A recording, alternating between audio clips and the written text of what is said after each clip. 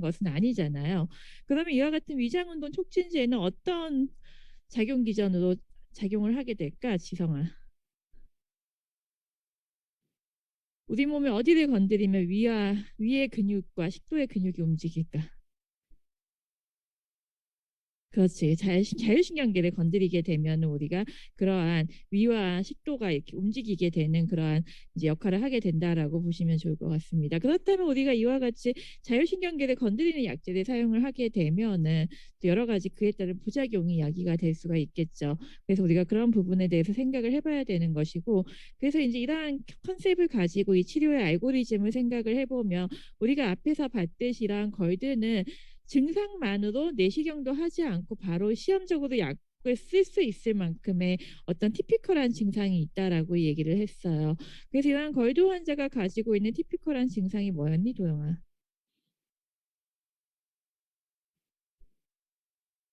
어, 가슴 쓰림이랑 그치, 역류 증상에서 환자가 뭐 목에서 신맛이 나요, 뭐 트림이 좀 나요, 이렇게 얘기하면 이제 우리가 보통 역류 어, 전형적인 증상이라고 얘기를 하는데, 이러한 것들이 심하지 않아. 아주 약해. 증상이 가슴 쓰림도 그렇게 막 죽을 듯이 아프진 않아. 조금 약간 쓰린 듯한 정도고, 그게 매일매일 쓰리는 게 아니고 아주 가끔씩 혹 가다 내가 커피를 마시거나 또는 혹 가다 내가 매운 음식을 먹었을 때나 이럴 때에만 쓰려요. 그럼 이러한 환자들 같은 경우에는 굳이 병원에 가서 PPI를 먹으라고 할 필요는 없는 거예요. 그래서 우리가 이와 같은 증상이 있을 때만 PRN으로 재산지로 쏙 쓰리는 증상을 매니지 해주거나, 또는 우리가 약국에 있는 산분비 억제제 중에 OTC가 있다라고 얘기했는데, 지난번에 얘기했듯이 H2 블라커가 저용량으로 이러한 그 뭐야 약국에서 OTC로 줄 수 있는 약제라고 얘기를 했어요. 그러면 환자가 약국에 와서 속이 쓰리고 좀 신맛이 나는데 혹 가다 내가 어제 매운 거 먹어서 평상시에 괜찮았는데 그래요라고 하면, 그러한 환자들을 티피컬한 증상이네, 걸드네, 그러면은 병원에 가세요라고 얘기를 굳이 할 필요는 없는 거죠. 그래서 우리가 사실 병원에 가서 전문의약품을 받게 되면은 물론 치료는 되겠지만 이제 나라 돈을 쓰는 거야, 내가 낸 보험료를. 그러니까 이런 국가의 예산이 탁탁 쓰이는 거지. 그래서 우리가 이와 같이 셀프케어가 가능한 이러한 경증의 마이너 질환의 증상을 가지고 있는 환자들은 이러한 셀프케어를 하도록 약사가 잘 가이드하는 것도 굉장히 중요해요. 그래서 우리가 그런 식으로 어떤 조절을 할 수가 있지만, 그러면서 환자한테 얘기해야지, 매운 거나 커피나 뭐 그런 거 드시지 마시고 그런 마늘 많이 든 거, 또 녹차도 페퍼민트 같은 거 드시지 마시고 얘기를 해야 되죠. 초콜릿 같은 거 피하고. 그렇지만 이제 이러한 증상이 약하더라도 매번 자주 있게 되면 그때부터는 PPI의 치료가 필요할 수가 있고, 당연히 증상이 심할 경우에도 PPI 치료가 필요하기 때문에 우리가 이럴 경우에는 PPI는 일반 의약품이 우리나라에는 없잖아요. 그렇기 때문에 이제 병원으로의 수진 권고가 필요하다라고 보시면 좋을 것 같습니다. 반면에 우리가 이와 같이 어티피컬한 증상이 있으면서 티피컬한 증상이 함께 동반이 되면은 그때에는 우리가 이와 같이 시험적으로 삼분비 억제제를 사용을 해보는 게 가능하지만, 그렇지 않고 이러한 티피컬한 증상은 없으면서 어티피컬한 증상만 있을 때에는 그게 걸드가 아닐 수도 있기 때문에 우리가 여러 가지 걸드를 확인하기 위한 엔도스코피나 또는 여러 가지 흉통이 있을 때는 협심증을 확인하기 위한 검사라던가, 또는 목이 너무 깔끔하고 이상하다 그러면 목 검사를 해본다라던가 그런 것들이 필요하고, 그걸 통해서 걸드가 확인이 되었을 때에만 PPI를 사용을 하게 된다라고 보시면 좋을 것 같습니다. 그래서 결론적으로 이걸 종합적으로 정리를 해보면 이와 같이 전형적인 증상이 있으면서 경고 증상이 있어요. 경고 증상이라는 것은 식도에서 피가 난다라던가, 또는 이제 식도가 완전히 협착이 되거나, 아니면 우리가 앞에서 봤던 그런 발해식도 같은 게 있는 등의, 또는 굉장히 그런 엔세이도와 같은 약을 오래 쓰면서 이러한 증상이 함께 나타난다라던가, 그런 식의 경고 증상이 있는 경우에는 반드시 굉장히 심하게 진행이 된 상태이고, 식도가 협착이 됐으면은 시술이 필요할 수 있고, 그리고 또 출혈이 나면은 지혈을 해줘야 되고 그런 등등의 조치가 필요하기 때문에 내시경을 통해서 확인을 하는 게 반드시 필요해요. 그렇지만 우리가 앞에서 봤듯이 경고 증상이 동반되지 않다라는 것은 아직 그렇게 심하게 병이 진행은 되지 않았으면서 걸드의 전형적인 증상인 가슴 쓰림과 역류 증상이 나타나면은 굳이 처음부터 내시경 검사를 하지 않고 PPI만 투여하는 것도 물론 해도 되지만 PPI만 투여하면서 좀 증상의 완화 정도를 지켜보는 것도 가능하다라고 얘기를 했었고요. 그래서 만약에 증상이 호전되면은 끊었다가 걸드는 재발률이 거의 90% 가까이 된다라고 알려져 있어요. 그래서 재발하면 다시 재개하고 이런 식으로 하거나 아니면 증상이 계속 지속되면 걸드 외에 다른 문제가 있을 수가 있기 때문에 그때는 내시경 검사해서 걸드가 확인이 되면은 처음에 이 용량의 반응이 없었기 때문에 용량을 더 높여본다라던가 또는 아니면은 위산운동 촉진제라던가 다른 약제를 같이 병합을 해본다라던가 해야 되는 것이고 만약에 걸드가 아니면 그때는 근데 이상하잖아.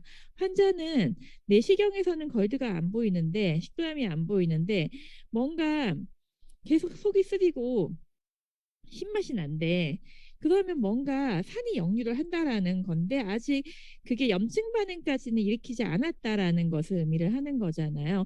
그래서 우리가 그럴 때 검사를 하는 게 이와 같은 24시간 그런 산도 검사가 있어요. 그래서 그게 뭐냐면 환자가 일상생활을 하게 하는데 그때 하루 동안 24시간 동안 코를 통해서 요 끝에 pH가 달린 기기를 식도 끝에까지 다 있게 해요. 그래가지고 하루 왼종일 보는 거야. 그래서 이와 같이 산이 역류해서 pH가 확 떨어지는 시간에 환자가 어떤 증상을 느끼는지에 대해서 기록을 하도록 해요. 아니면 버튼 누르는 게 있거든요. 그래서 갑자기 내가 속이 쓰리면 버튼 누르고 뭐 이런 식으로 하는 게 있는데 그러면은 pH하고 증상이 나타날 때 그 연관성을 우리가 확인을 할 수가 있죠.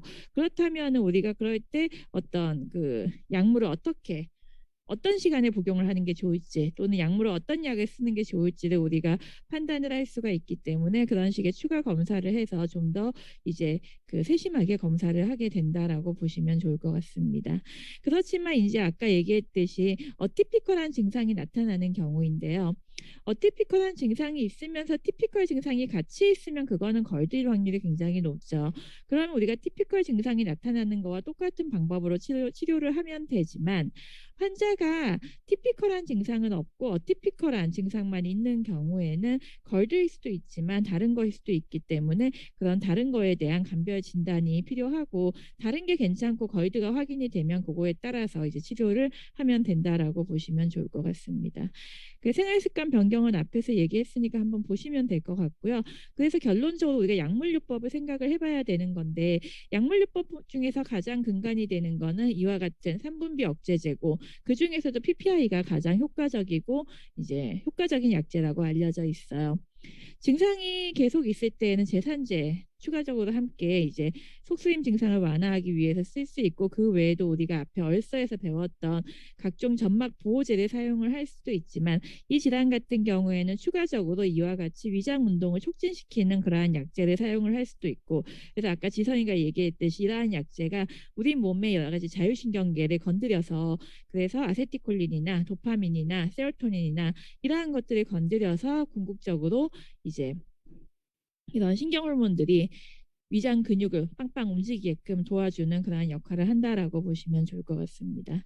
자, PPI는 앞에서 다들 봤고 가장 우리가 이 약제를 걸드 환자가 한 2달 정도 잘 먹게 되면 하루에 한 번 약만 잘 먹어도 증상이 좋아지는 비율이 80% 가까이 되고 그리고 실제로 내시경을 찍어봤을 때 원래 염증이 있었던 부위가 염증이 없어지는 비율도 80% 가까이 된다라고 알려져 있어요. 그러니까 약 잘 먹으면 효과는 굉장히 좋은 약이죠. 그래서 걸드의 치료에 있어서 가장 중요한 효과적인 약물에서 DOC라고 우리가 얘기를 해요. 그래서 DOC도 사용이 되고 있는 약제이고요. 그래서 보통 이제 환자가 증상이 약할 때는 한 달, 심할 때는 한 2달 정도 꾸준히 PPI를 하루에 한 번 복용을 하는 게 가장 중요하다라고 얘기를 하고 있어요. 근데 우리가 앞에서도 얘기했듯이 걸드는 자기는 걸드 걸린 환자 없니? 걸드 워낙에 젊은 사람에서도 많이 나타나니까 한 90% 가까이가 재발된다라고 알려져 있어요. 그래서 약 2달 먹고 좋아진 줄 알았더니 또 한 6개월 지나서 다시 또 쓰리고 속 쓰리는 증상이 나타나는 경우가 상당히 많이 있고요. 이와 같이 재발률이 높기 때문에 이 질환은 계속 가지고 가는 경우가 거의 대부분이고 그래서 굉장히 오랫동안의 롱텀 트리트먼트가 필요한 그러한 질환이다라고 보시면 좋을 것 같습니다. 자, 그러면 계속 재발을 한다고 PPI를 주구장창 계속 먹게 되면 어떤 문제가 발생을 할까? PPI에 의한 또 여러 가지 부작용, 롱텀 사용에 의한 부작용이 이제 나타날 수밖에는 없겠죠.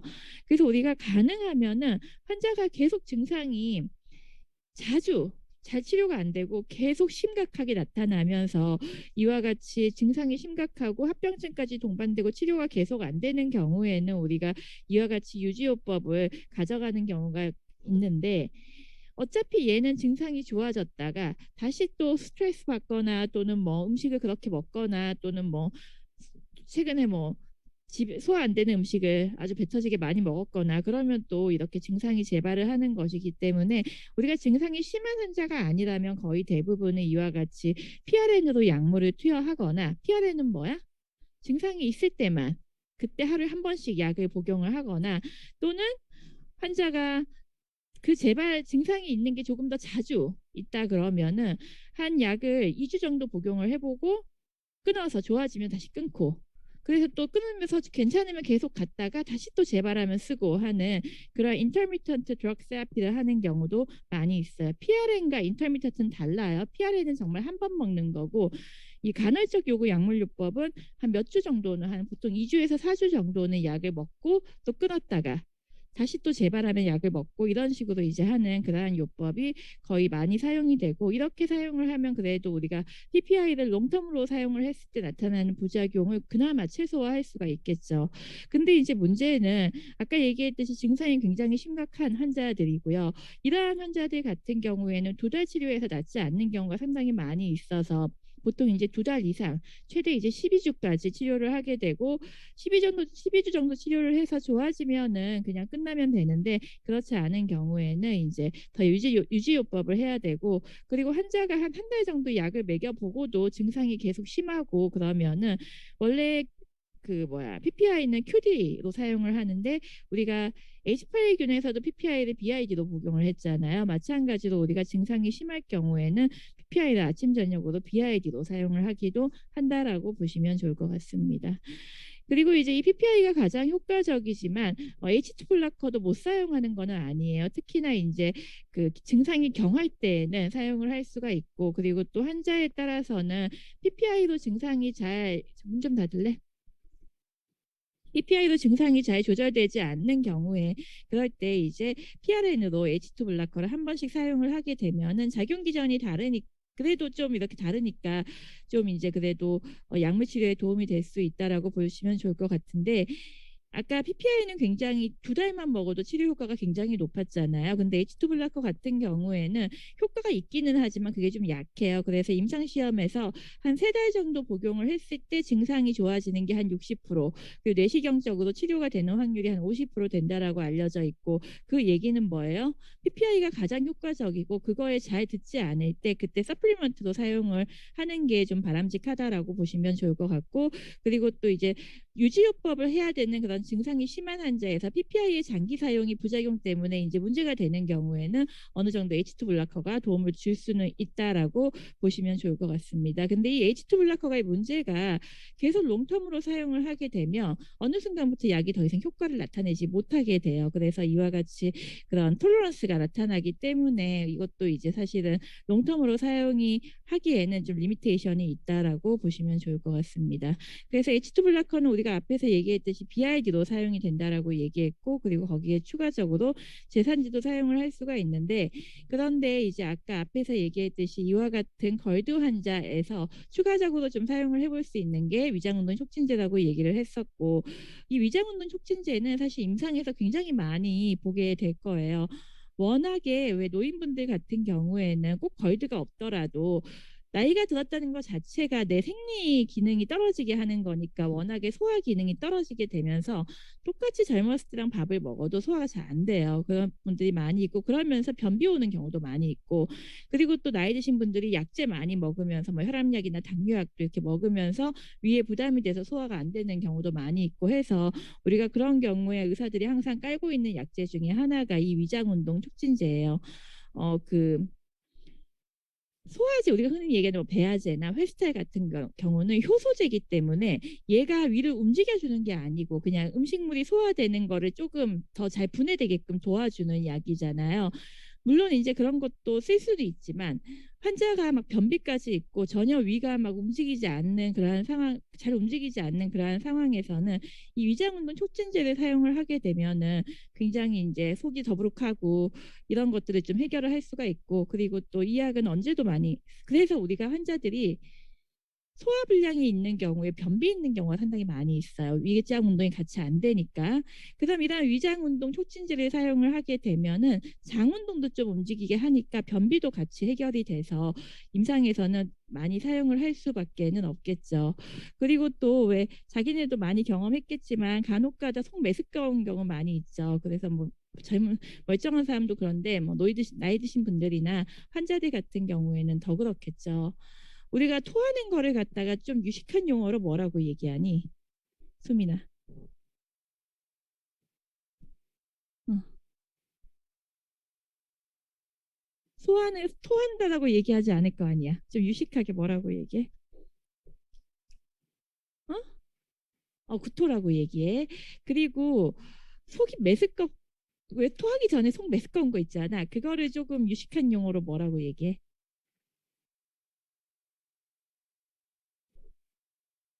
어? 원, 오심이라고 얘기해. 훌륭하다. 구역이라고 얘기하기도 하는데 구역구토라고 얘기도 하지만 우리가 보통 의학적인 용어로는 오심이라고 얘기를 해요. 워낙 이러한 용어는 많이 나오니까 꼭 기억을 하세요. 그래서 이와 같이 속이 메스껍고 구역구토나 이제 오심이 있는 환자들 같은 경우에 어 이렇게 토한다라는 것은 위에 내용물이 올라오는 거잖아요. 그렇기 때문에 우리가 이와 같이 구역질하는 환자나 속 메스꺼운 환자들 같은 경우에도 위장운동 촉진제를 사용을 하게 되면은 그 증상이 이제 빨리 완화가 될 수가 있어요. 그래서 병원에서 이제 속이 요새 너무 메스껍고 토할 것 같아요 하면 주는 약이 또 위장운동 촉진제예요. 내가 이제 자기네 아마 내년에 연구실 실습하게 될 텐데 연구 실습을 올 때 자기네들이 보통 이제 약국이나 병원에서 한 5주, 10주 정도 일을 하다가 오니까 좀 이제 어떤 처방이 많이 되는지 보잖아요. 그래서 내가 항상 학생들한테 니들이 연구하고 싶은 약에 대해서 우리 부작용 조사해 보자라고 하는데, 작년에 학생 중에 하나가 이 위장운동 촉진제 중에 이제 모사 프라이드에 대한 약의 부작용에 대해서 하고 싶다고. 그래서 왜 그랬더니 너무 처방전마다 깔려 있어가지고 이 위장운동 촉진제가 많은 처방전, 특히 내과나 그런 노인분들이 많이 다니는 병원 밑에 있으면은 꼭 거기가 아니더라도 뭐 노인들이 약 오래 먹는 정형외과나 이런 데 가면 항상 깔려 있는 경우가 많아서 좀 보고 싶다. 그래서 그만큼 이제 내가 지금 이 얘기를 하는 거는 많이 우리나라에서 오용과 남용이 될 수 있는 그런 약제다라고 보시면 좋을 것 같습니다. 자, 그럼 이러한 약들이 이제 작용하는 그러한 기전을 보면 아까 얘기했듯이 위가 꿈틀꿈틀 움직이게끔 한다라고 얘기를 했어요. 자, 그럼 위의 근육이 움직이게끔 하려면 우리 몸에 있는 아세틸콜린이 그 역할을 한다라고 알려져 있어요. 자, 그러면 우리가 이와 같이 위의 근육이 움직이게 하는 게 아세틸콜린인데, 그럼 얘가 작용을 하게끔 하기 위해서는 콜린성 효능제, 즉 아세틸콜린 아고니스트를 사용을 해야 되겠죠. 그래서 이제 이러한 약제를 사용을 할 수가 있고, 또 두 번째로는 이와 같이 아세틸콜린이 작용을 하게 하기 위해서는 이 아세틸콜린은 도파민하고 반대로 작용해요. 도파민 레벨이 떨어지면 아세틸콜린 레벨이 높아지고, 또 반대로 아세틸콜린 레벨이 뭐라고 얘기했니? 그러니까 반대야. 이게 되는데, 그래가지고 이와 같이 아세틸콜린 레벨이 올라가게끔 하려면은 도파민에 대한 안타고니스트 역할을 하는 약제를 사용을 해야 돼요. 그래서 또 이제 임상에서 많이 사용을 하는 약이 이와 같은 도파민 안타고니스트를 사용을 하고 있어요. 또 그리고 이와 같이 아세틸콜린을 여기서 이렇게 많이 분비가 되게 하려면은 우리 몸에 있는 세로토닌 수용체는 몇 번까지 있니? 5번까지 있지. 근데 그 중에서 세로토닌 4번 수용체가 이와 같이 위에 있는 아세틸콜린의 분비를 건드리고 촉진하는 역할을 하게 돼요. 그렇다면 우리가 여기서 이해를 할 수 있는 게 이와 같은 세로토닌 4번 수용체에 대한 아고니스트 약을 사용을 하게 되면은 넘어가고 해서 이와 같이 아세틸콜린의 릴리즈가 증가를 하면서 위의 근육이 빵빵 움직일 수가 있겠죠. 그래서 우리가 이와 같이 위장 운동을 위의 근육이 스무스머슬이 움직이게 하기 위해서는 콜린성 효능제와 또 도파민 안타고니스트 그리고 세로토닌 4에 대한 아고니스트 약제를 사용을 할 수가 있다라고 보시면 좋을 것 같습니다. 근데 생각을 해봐. 직접적으로 아세틸콜린을 빵빵 움직이게 하는 약은 효과도 좋겠지만 우리가 효과가 좋은 약은 그만큼 부작용도 굉장히 심해요. 그렇기 때문에 현재 임상에서 이 베타니콜 같은 경우에는 부작용이 너무 심해서 사용을 하지는 않아요.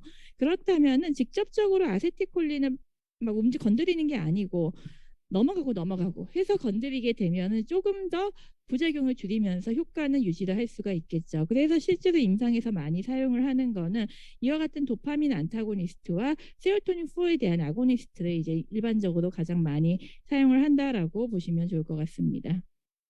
그래서 이제 특히나 이러한 도파민 안타고니스트 중에 메토클로프라마이드 같은 경우에는 도파민에 대한 안타고니스트 역할도 하면서 세로토닌 수용체에 대한 아고니스트 역할도 하기 때문에 효과가 굉장히 우수하겠죠. 그래서 사실 우리가 병원에서 뭐 환자가 토하고 있고 사실은 꼭 암 환자가 아니더라도 입원하신 분들은 막 토하는 경우 상당히 많이 있거든요. 환자가 아니면 속이 메스껍다고 막 이렇게 하면은 그럴 경우에 즉각적으로 아주 강하게 효과를 나타낼 수 있는 대표적인 약이 메토클로프라마이드예요. 그래서 이제 이 약제는 아마 병원이나 약국에서 많이 그러니까 약국은 좀 덜하지만 병원에서는 아마 많이 볼 수가 있을 텐데 효과는 굉장히 좋아요. 그래서 뭐, 뭐 환자가 막 토할 것 같고 토하고 있고 막 이럴 경우에 그 토하지 않게끔 하는 데 있어서는 그래서 위장 운동을 막 촉진시켜서 음식물의 밑으로 빵하고 내리는 데 있어서는 굉장히 좋은 효과를 가지고 있는데 얘가 부작용이 굉장히 많이 있어요. 특히나 이제 부작용 중에 대표적인 게 비비비를 굉장히 잘 통과해요. 그렇기 때문에 CNS 부작용을 상당히 많이 야기를 하는데 우리가 꼭 메토클로프라마이드가 아니더라도 도파민 안타고니스트가 가지고 있는 부작용은 도파민 레벨을 낮추면서 발생할 수 있는 부작용이죠. 그럼 우리가 정신신경계, 특히 신경계의 질환 중에 도파민 레벨이 낮아져서 발생할 수 있는 질환이 뭐니, 원영아? 김원영? 아, 네. 어, 도파민, 파킨슨병 저 같습니다. 파킨슨이죠. 자, 그러면은 이제 파킨슨 환자들은 증상이 어때? 원영아? 운동할 때 뭐 손이 떨린다거나 응. 그런 증상이 있는 걸로 알고 있습니다. 나도 얼마 전에 여기 뭐야 가끔 차 막히면은 저 경산통에서 그 시골길 통해서 이렇게 오는데 할아버지 한 분이 그 옆에 논두렁 길을 따라 다리 이렇게 막 질질 끌고 팔 약간 이렇게 구부정한 채로 가시더라고요. 그래서 이와 같은 도파민 환자, 아니, 도파민 환자가 아니고 파킨슨 환자들은 대표적인 증상 중에 하나가 손을 떨어요. 그죠? 손을 떨고 그리고 보행이 굉장히 이제 좀 느려지고 느린 보행을 나타내고 그리고 이제 굉장히 졸려하고 그리고 또 글씨가 되게 이제 점점 흔들리면서 작게 쓰고 손에 힘이 없으니까 그러한 증상을 나타내는데 이러한 도파민 파킨슨 환자들이 가지고 근데 우리가 약 때문에 파킨슨이 생겼다고는 잘 하지 않거든요. 근데 이와 같이 약이 DBB를 통과해서 뇌에 들어가서 도파민 레벨을 낮추면서 파킨슨 증상과 유사한 증상을 나타내는 부작용을 우리가 추체외로 증상이라고 얘기하고 영어로는 EPS라고 얘기를 해요. 풀네임이 뭐니? 엑스트라 피라미다 신드롬이라고 얘기를 해요. 그렇게 해서 얘기를 하고 이거는 쉽게 얘기하면은 파킨슨 유사 증상이에요. 그래서 대표적인 증상이 손을 막 떨고 온몸을 바들바들 떨거나 대표적으로 손을 떨고 그리고 또 굉장히 불안해하고 그리고 굉장히 졸려하는 증상을 나타내는데 이 메토클로프라마이드가 이와 같은 EPS를 유발하는 비율이 20%에서 50% 가까이 된다라고 알려져 있어요. 그거는 굉장히 많은 환자들이 이러한 부작용을 느끼게 된다라는 경험을 하게 된다라는 것을 의미를 하죠. 그렇기 때문에 우리가 이와 같이 굉장히 효과는 우수해서 뺄 수는 없어. 왜냐하면 베네핏이 크니까 뺄 수는 없는데 그런데 이와 같이 심각한 부작용이 나타날 수 있는 거는 우리가 의사들이 아니, 정부에서 부작용을 예방하기 위해서 어떻게 하면 돼? 용량을 제한하거나 또는 투여 기간을 며칠만 써. 그 이상은 못 써라고 제한을 할 수가 있는데 그러한 시스템을 우리가 DUR이라고 얘기를 하죠. 그래서 DUR에는 뭐 병용금기, 인부금기, 연령주의, 뭐 용량주의, 투여기간주의 등등등 여러 가지가 있는데 그중에 대표적으로 투여기간주의에 해당하는 의약품이에요. 그래서 의사가 메토크로프라마이드를 전산에다가 일주일 처방한다고 넣잖아요. 그러면 알람이 떠요. 의사들이 다 알지는 못하잖아요. 메토크로프라마이드가 DUR의 투여 기간 주위에 며칠에 들어가 있는 항목이다 기억을 못하니까 그냥 무심코 일주일 넣으면 알람이 떠요. 그래서 얘는 DUR 투여 기간 주위 5일 최대 5일까지만 처방할 수 있는 약인데 만약에 네가 더 처방하고 싶으면 사유를 써야 돼요. 그래서 내가 꼭 이 약은 환자가 2주일을 먹어야 된다. 그러면은 이래 해서 처방이 돼야 된다 하고 사유를 넣어야 되는 약제이고요. 그래서 한 번씩 이렇게 알람을 해서 부작용을 예방하는 그런 약제 중에 하나이기 때문에 꼭 기억을 하시고요. 그리고 또 최대 5일 이상은 보험이 안 돼요. 그렇기 때문에 물론 이 약제는 비싼 약은 아닌데 어쨌든 이제 5일 이상은 보험이 안 되는 그러한 약이다라고 보시면 좋을 것 같습니다. 그렇기 때문에 보통 메토크로프라마이드는 증상이 있을 때에만 이제 PRN으로 처방을 하고 그리고 이제 계속 환자의 증상이 심각할 때 계속 있을 때에는 보통 이제 맥스 5일 이상은 처방하지 않는다라고 보시면 좋을 것 같고요.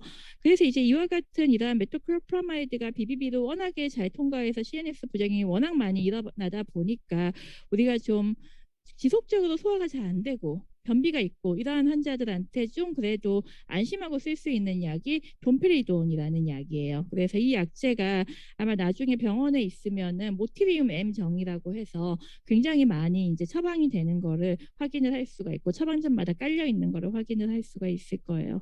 그래서 이거는 정제는 일반 의약품이에요. 그거 뭐야 전문 의약품이에요. 그런데 우리가 약국에 있다 보면 자기네도 경험이 있겠지만 술 마시고 좀 자도 속이 계속 메스껍고 죽겠어. 그래가지고 도저히 안 될 것 같아서 약을 좀 먹었으면 좋겠어. 그렇다고 술 마셔서 속 메스껍다고 병원 가기엔 쪽팔리잖아. 그래서 이제 약국 가서 속 메스꺼운데 약 달라고 하면은 줄 수 있는 게 몇 가지 뭐 옵션이 있겠지만 그 중에 하나가 돈페리돈이 있어요. 그래서 요 왜 바카스 같은 병에 들어 있어요. 그래서 액제로는 OTC가 있는데 용량은 똑같아요. 그래가지고 이와 같이 액제는 OTC가 있고 그리고 정제로는 이제 이와 같이 그런 정제는 전문의약품이다라고 보시면 좋을 것 같습니다. 그래서 얘 같은 경우에는 CNS 부작용이 적기 때문에 그래서 그나마 이제 OTC로 이제 유지가 나와 있는 게 있고 그래서 이제 굉장히 많이 의사들이 이제 롱텀으로 사용을 하는 약제 중에 하나다라고 보시면 좋을 것 같습니다. 근데 이 부작용은 얘만 해당하는 게 아니고 이 도파민 기량제에 다 해당하는 건데 우리가 앞에서 배운 약제 중에 약에 의해서 프롤락틴 수치가 높아질 수 있는 약이 있다라고 얘기했죠. 그게 뭐였지? 태우야?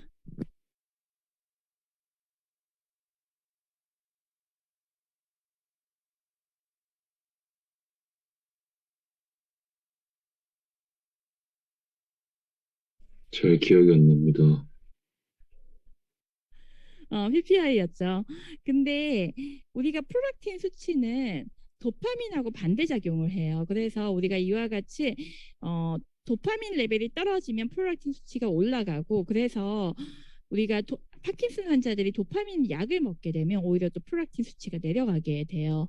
근데 우리가 이와 같이 도파민 기량제를 사용을 하게 되면 당연히 프롤락틴 수치가 높아지는 그러한 부작용이 발생을 할 수밖에 없고 그런 것들이 가임 여성에서는 난임의 하나의 원인이 될 수가 있기 때문에 이러한 가임 여성에서는 롱텀 사용에 있어서 주의가 필요하다라고 보시면 좋을 것 같습니다.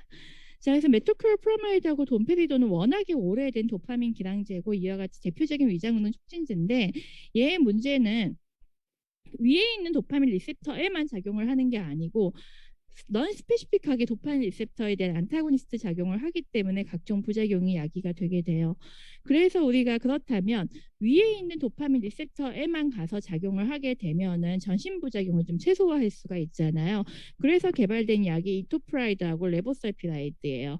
그래서 이것들이 이제 얘들은 워낙에 오래된 약이고 얘들이 이제 90년대 말부터 해서 막 개발돼서 이제 사용이 되기 시작하면서 의사들이 이 약을 노인분들한테 계속 쓰기에는 물론 메토크로프라마이드보다는 덜하지만 그래도 이런 EPS의 위험을 가지고 있잖아요. 그래서 부담이 됐었는데 얘 같은 경우에는 위장에 있는 그런 위에 있는 도파민 리셉터에만 가서 선택적으로 작용을 한다고 하니까 좀 더 이거 정말 노인 환자에서 마켓이 크거든, 이 위장 운동 촉진제는. 그래서 좀 더 그래도 안심하고 쓸 수 있겠다라고 생각을 해서 정말 많이 처방이 되고 있고 많이 사용이 되고 있어요. 근데 얘들도 이제 이와 같이 롱텀으로 사용을 하다 보니까 임상시험에서는 보이지 않았던 이와 같은 추체외도 증상, 그래서 노인분들이 이러한 약을 1년이고 계속 먹다 보면 어느 순간 손 떨리는 부작용이 많이 나타나게 되고요. 그래서 실제로 예전에 회신돌 때 혈액종양내과 교수님이 자기 어머님이 이 레보살피라이드를 한 1년 가까이 드셨는데 최근에 손 떨리는 증상이 나타나서 끊게 해드렸다라고 얘기를 하실 정도로 굉장히 많은 어떤 롱텀으로, 그러니까 의사들이 안심하고 롱텀으로 처방을 하다 보니까 이제 이러한 추체외도 증상 부작용이, EPS 부작용이 이제 나타나는 비율이 점점 늘고 있고, 그래서 우리가 여기서 이해할 수 있는 거는 물론 얘보다는 덜하지만 얘들도 이와 같이 롱텀으로 특히나 노인 환자에서 장기간 사용을 할 때에는 주의가 필요하다라고 보시면 좋을 것 같습니다. 자, 그래서 이와 같은 도파민 기량제와 함께 또 굉장히 많이 사용이 되는 게 세로토닌 수용체 아고니스트 약이고, 원래 이 세로토닌 수용체 아고니스트는 대표적인 약이 시사프라이드예요. 근데 시사프라이드는 워낙에 부작용이 많아서 현재 사용을 하지는 않고 있고요. 임상에서 사용을 하고 있는 거는 모사프라이드고, 이 모사프라이드도 굉장히 이제 아마 처방이 많이 되는데, 얘들아, 도파민 안타고니스트는 대표적인 부작용이 EPS라고 얘기를 했었어요. 자, 그러면 세로토닌 아고니스트는 대표적인 부작용이 뭘까? 우리 몸의 세로토닌 레벨이 높아지니까 세로토닌 신드롬이라는 부작용이 많이 발생을 하게 되고, 이 세로토닌 신드롬은 그냥 놔두게 되면, 그냥 초기 발견을 하지 못하고 그냥 놔두게 되면 사망까지 할 수 있는 굉장히 리스키한 그런 부작용 중에 하나고요. 그렇기 때문에 이 약도 모니터링을 하는 게 반드시 필요하다라고 보시면 좋을 것 같습니다. 그래서 이제 이러한 세 가지의 두 가지 종류의 약제가 이제 현재 임상에서 아마 굉장히 많이 그냥 의사들이 깔고 쓰는 경우도 상당히 많이 있어서 만성질환자에서, 그래서 이제 우리가 조금 관리를 하고 모니터링을 하는 게 필요하다라고 보시면 좋을 것 같고, 그리고 또 이제 사용할 수 있는 약제가 이러한 세로토닌 4 같은 경우에는 아세틸콜린의 릴리즈를 촉진을 하는데, 반대로 세로토닌 3 리셉터는 얘가 줄어들면 아세틸콜린의 양이 늘어나게 돼요. 자, 그럼 우리가 여기서 또 이와 같이 속 메스껍고 이러한 환자들한테 세로토닌 3에 대한 안타고니스트 약을 사용을 하면은 이와 같이 소화가 안 되거나 속이 메스꺼운 거를 갖다 좀 해결을 해줄 수가 있겠죠. 그래서 개발된 약이 이 뒤에 세트론이라고 붙어 있는 각종 약제들이고요. 온단 세트론도 있고, 또 어떤 약도 있니? 현우야? 위안우? 온단 세트론 말고 뭐 있어?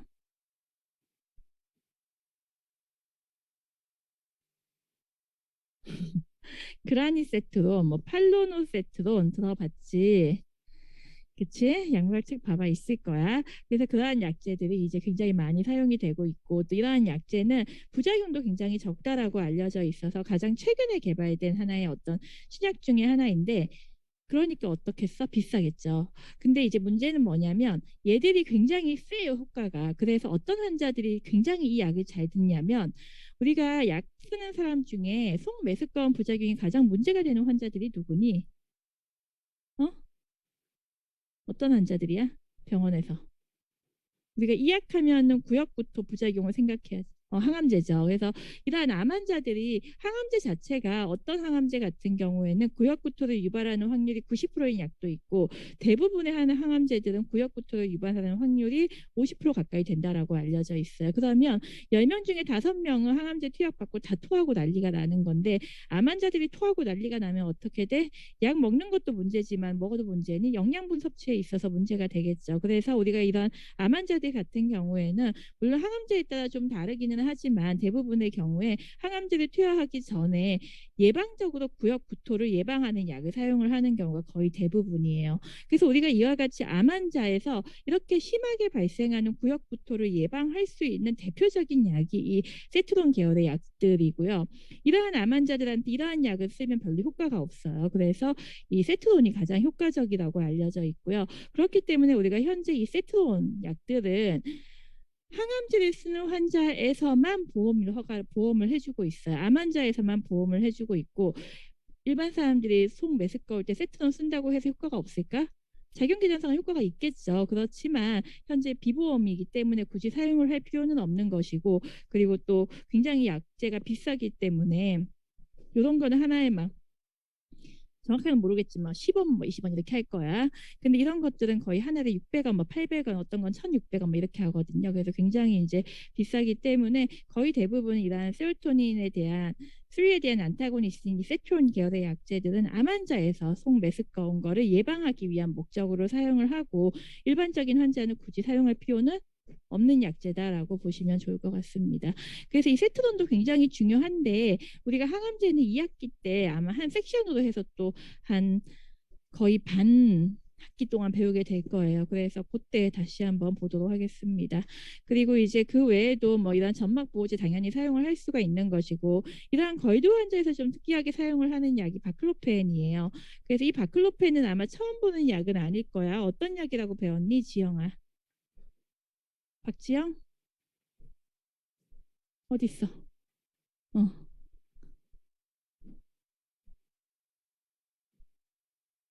처음 듣는 약은 아니지. 무슨 약이야? 어? 근이완제. 그죠? 근이완제도 보통 이제 사용이 되는 그러한 약제예요. 그래서 근육에 작용을 하는 약이고 또 일부 진통 목적도 가지고 있는데 얘는 부작용이 되게 세요. 그리고 또 얘는 가바수용체에 작용을 하기 때문에 부작용이 워낙에 세서 이 바클로펜은 근이완제로 사용을 하는 경우는 별로 그렇게 임상에서 많이 사용을 하지는 않아요. 그런데 얘가 특이하게 이 하부식도 괄약근의 압력이 일시적으로 약해지는 것을 막아주는 효과를 가지고 있다라고 해요. 그 하부식도 괄약근의 압력도 근육이 수축하고 이완하는 것도 자율신경계의 조절을 받는 것이고 거기에 이제 가바가 조금 영향을 미치나 봐. 그래갖고 이와 같이 가바 수용체에 대한 아고니스트 역할을 하는 바클로펜을 이렇게 사용을 하게 되면은 이와 같이 하부식도 괄약근이 일시적으로 약해지는 것을 조금 이제 치료를 할 수 있다라고 알려져 있고 그래서 우리가 걸두 환자에서 바클로펜이 처방이 되면은 왜 갑자기 이야기 들어갔을까?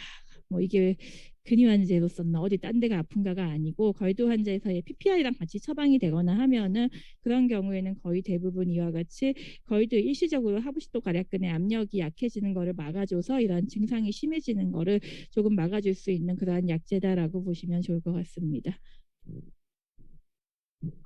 그래서 이것들을 잘 이해하는 게 복약 지도할 때 굉장히 중요하잖아요. 그치? 환자한테 갑자기 바클로펜 들어갔다고 근이완제고 나 근육 괜찮은데 아무 문제가 없는데 나 내과 갔다 왔는데 라고 얘기하면 되게 창피하잖아요.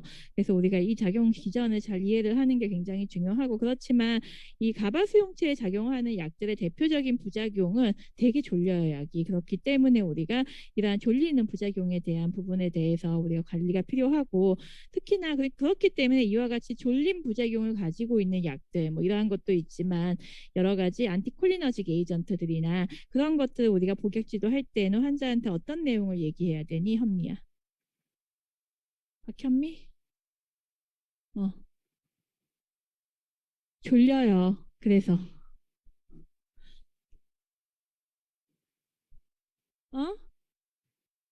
어? 그쵸. 운전 조심을. 그래서 이러한 사실 졸리면 자면 되지. 자는 건 문제가 안 되는데 졸리는 약을 먹고 운전을 하거나 아니면 기계를 좀 위험한 걸 만지거나 하면 굉장히 사고가 날 수 있고 우리 예전에 트럭 운전사가 어디 뭐야 주차장에 들어가서 뭐 되게 큰 사고를 한번 냈는데 그 운전기사가 항히스타민제 복용하고 운전해서 그렇다라는 기사 못 봤니? 있었어.